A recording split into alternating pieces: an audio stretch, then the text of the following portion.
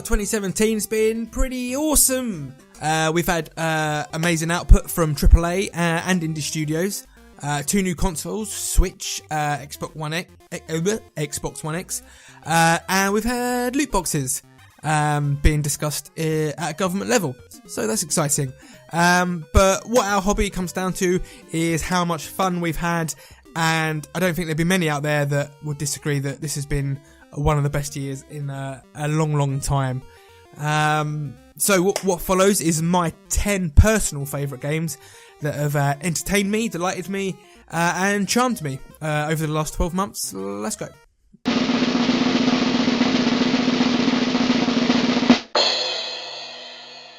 It's hard to overstate just the impact that Battlegrounds has had over the last year. It's dominated streaming sites. It beat Dota 2 for biggest concurrent player record. It's beautifully simple. You and 99 other human players jump out of a plane onto an island, scavenge for weapons and armour, and the last person left alive is the winner. Not an original concept by any means. We had H1Z1. I'm sure plenty of other games have done it before. But this is the simplest expression of the genre. It's rough around the edges, really rough around the edges actually. It's bugged out on me quite a few times, but it's just so tense. The ever shrinking playing field, the noise. You have to play this game with headphones, by the way. You can hear bullets and people's footsteps, and it definitely gets the heart rate going. Not great for my anxiety, this game, but it has kept me up past my bedtime way too many times this year. And version 1's just dropped, so I can't see that stopping anytime soon.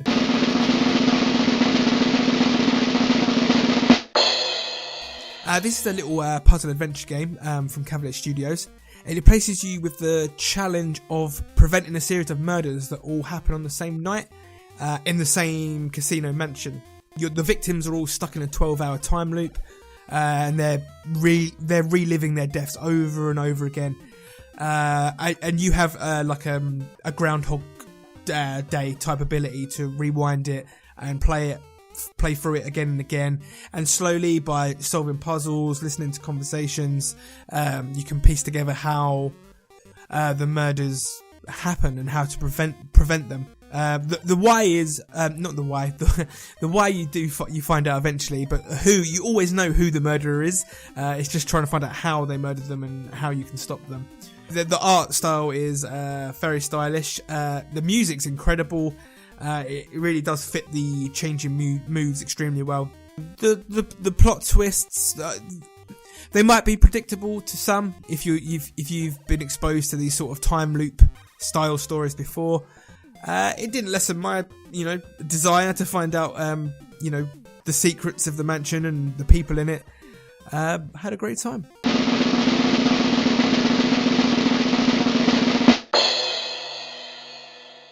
Night in the Woods. Night in the Woods is a absolute masterclass in character writing. You take on the role of May, who's an anthropomorphic cat. She returns to live with her parents after dropping out of college.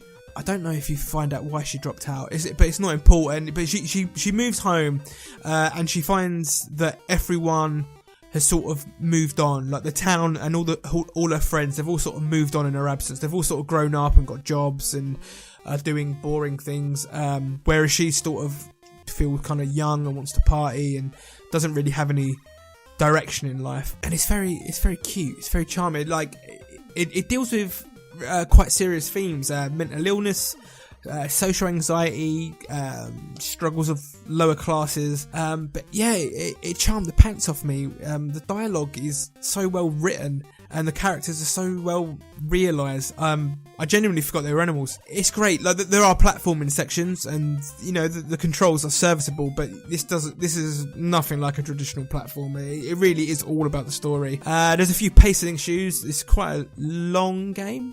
Maybe a bit too long, but yeah, it's fantastic. And the town, what's the town called? Possum Springs. It's a character in its own right. It does feel like a real place, despite the kind of cartoony graphics. Loved it from start to end.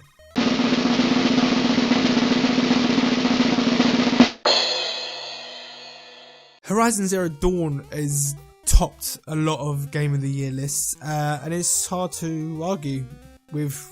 Really, it deserves it. I mean, obviously it's not top of mind, but it's definitely one of the greatest games of the year. It's definitely probably the best looking from a technical perspective. Yeah, I mean the combat is what I think surprised me, because I wasn't a big fan of guerrilla games. Like, I thought Killzone was fine. I thought it was okay, which is what I was expecting from this. You know, the graphics are good, but it'd be fine. But the combat is actually really good. It's a lot. It's a lot more strategic, and it's a lot more fierce. It's really fierce, the combat, and that surprised me. Like the enemies made me feel in danger. I did feel like I had to concentrate, even with the weaker enemies. Like, if you let your guard down, they could kill you. And obviously the different ways to go about, like, you can tie them down with ropes, you can get rid of all their armor. Like, it felt like a puzzle almost. And I loved it. The combat was really engaging. It made me focus and be a part of that battle. The story was, it's different. The first half of the story is all about the politics between different tribes, and then the second half goes more into explaining how we ended up in a world with robot dinosaurs. Don't particularly find either of those I mean, not awful. It was not an awful story. Just nothing special, really. But I really like Aloy. Aloy is she's a likeable lass, and performed really well, actually. I can't remember the name of the actress. No, it's gone. I'll have to Google it. But yes, really good. It's better than Tomb Raider. It's much better than Tomb Raider. She's more Lara Croft is a wuss, but Aloy is. I'd have a drink with Aloy.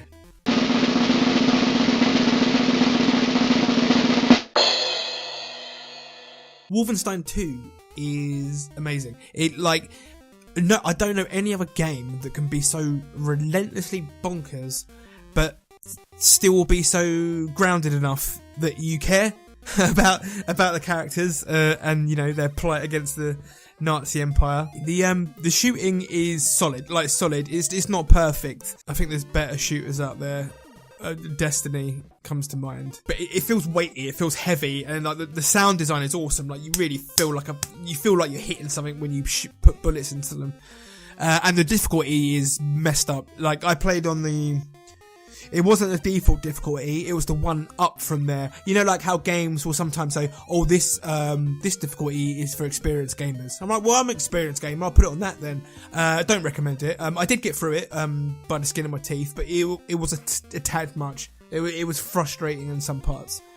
So yeah, I mean, I would suggest, play it on a lower difficulty. But apart from that, it was great. I don't know how it goes from like slapstick humour to like genuine menace, like so fluidly. Like, you don't even notice the changing point. It's great. I love it. I hope it sold okay. Like, 'cause I really like the first one, which was called New Order. Yes, New Order. First Order. No, First Order Star Wars.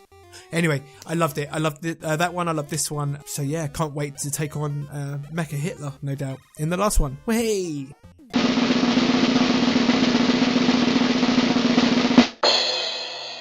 Who would have thought that Platinum Games would finally get the sales figures they deserve with Nier Automata, a sequel to a game nobody played? This game, in the distant, right, let's set this up, right. In the distant future, mankind have built machines, the machines have rose up and killed them, and they've buggered off to the moon to hide from aforementioned machines. They've created androids to go to Earth, take on the machines, so get rid of them, and so they can return to Earth.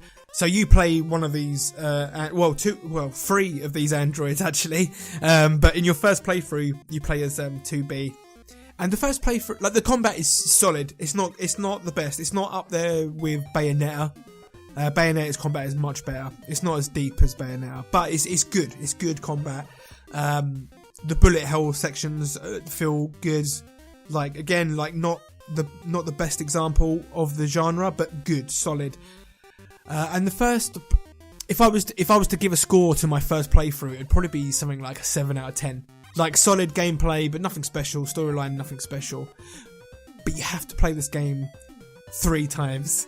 Once you've played this game through 3 times, I promise you it's worth the investment. The genius of this game comes out. I can't really talk about I can't really talk about it without giving spoilers. You just have to trust me that it's worth it. Like, it touches on themes like what it means to be alive and lying for the greater good and all these different things, and it's beautiful and tragic at the same time, and I absolutely adore it. I definitely want to play some more. It's got really excellent music as well. It may well be my top soundtrack of the year for a game. It really is that good. Not so much. There's another game on this list where I could probably listen to the music out of context. Like maybe I'd listen to its soundtrack on Spotify. This one though, the music really is tied to the visuals, but they're tied together well. It's really awesome. Play this game. Play the game. Play the game.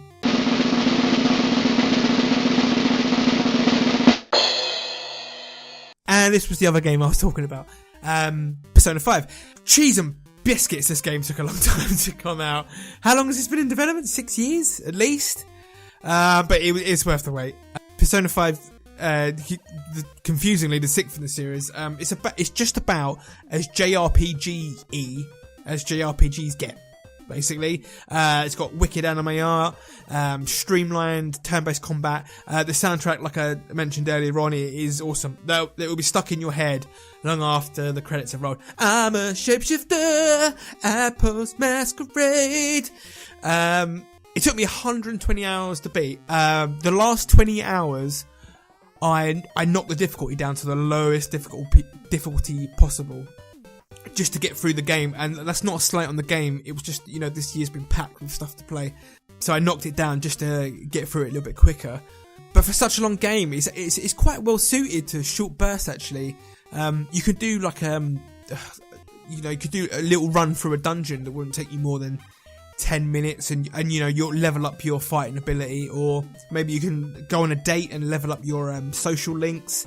And nothing really feels like a waste of time. You're constantly rewarded in one way or another, because you have a set amount of time in a day. You can only do certain things, and at no point did I really regret not doing something. I always felt like, even though I was missing out on other things, I always felt like, okay, I got something from that. It was good.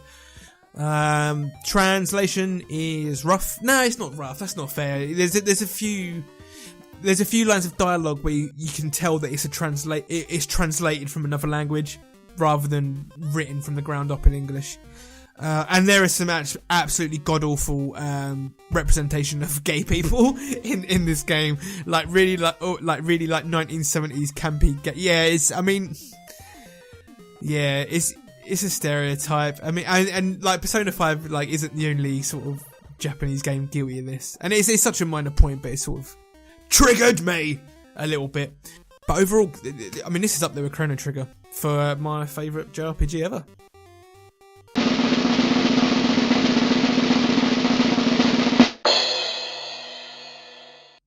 So this is Giant Sparrow's follow-up to Unfinished Swan, and in my opinion, this is up there with Brothers, A Tale of Two Sons.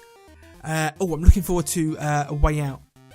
Which is by the same guy this year. Looking forward to that, even though he's a bit mental. But yeah, right, gone on a tangent. Yeah, this is up there with Brothers as like peak example of successfully using interactive mechanics to convey an enchanting story. Well, an enchanting, if somewhat painful, story. I don't know how to talk about this game without spoiling it. I mean, the setup is that this girl, Edith Finch, she's returning to her childhood home to discover the circumstances surrounding mysterious deaths in her family.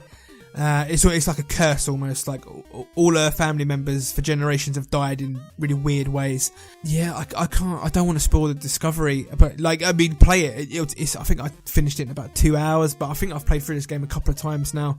But yeah, I mean, guys, this is proof that when it's executed this well, gaming has the potential to be the most engaging form of storytelling.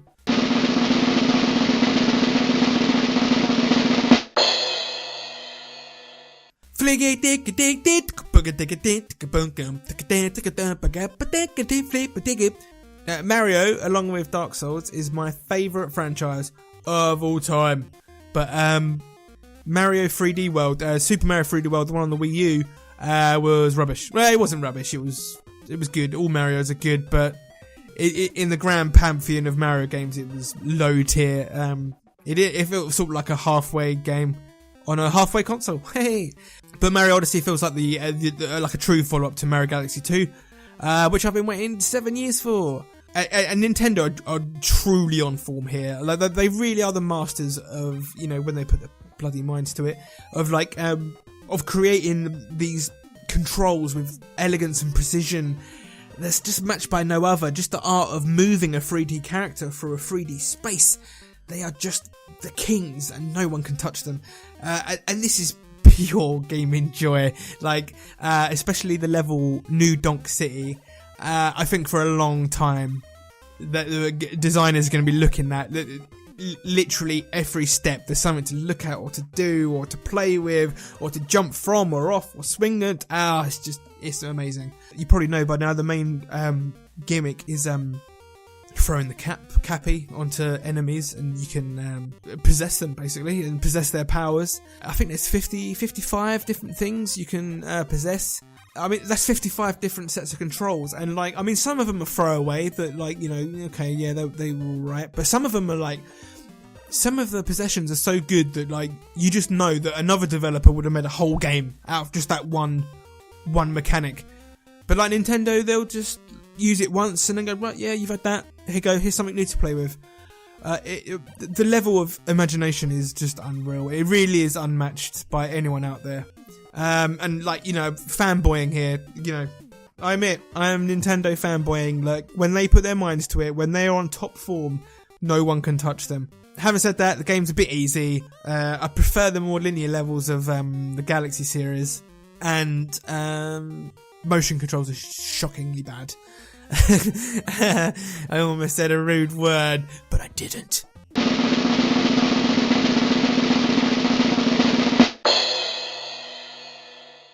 So yeah, no surprises, this is number one, because it's everyone's number one. But it does deserve it, honestly. It is very good. Zelda's a big fan, have been ever since I was a wee young chap. But it has got formulaic over the last 10 years. It's obvious that, the series has struggled to sort of step out of Ocarina of Time's shadow. So Breath of the Wild does away with that completely. It carves its own credo. And it blew me away. It's I don't know if it's the best open world game I've been in. Witcher 3 is they're so different. They're different games, but I loved every minute I've spent with Zelda. What I love most about it is how it doesn't litter your map with icons. The game doesn't particularly tell you where to go.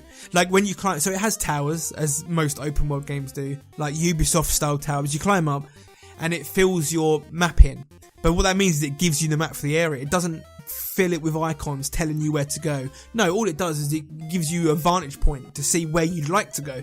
So you sort of see something that you think looks cool and it's just that you want to go see it. It's just your own compulsion to think, that's awesome, I want to go see what's up there. The game runs okay.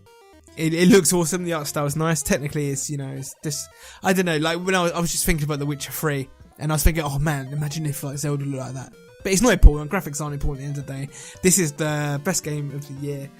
Go buy a Switch, don't play it on the Wii U, because that console is for chumps. Are you a chump? No, you're not. So go get a Switch and play the best game of the year. I probably should say this isn't sponsored by Nintendo in any way. Yeah. Hey, thanks so much for giving me your time today. Let me know your thoughts on the last 12 months below. Shout out to YouTuber Scouse Mouse. A big inspiration in me starting up this channel. Great guy, great content. Every day he does it. He's mad. He's good mad. And also thanks to Chris Newell for letting me steal his Edith Finch footage. He done a review over on Pixel Whack. Go see it. It's very personal, very honest. Some of his best work, actually. Yeah, thanks again. See you next time.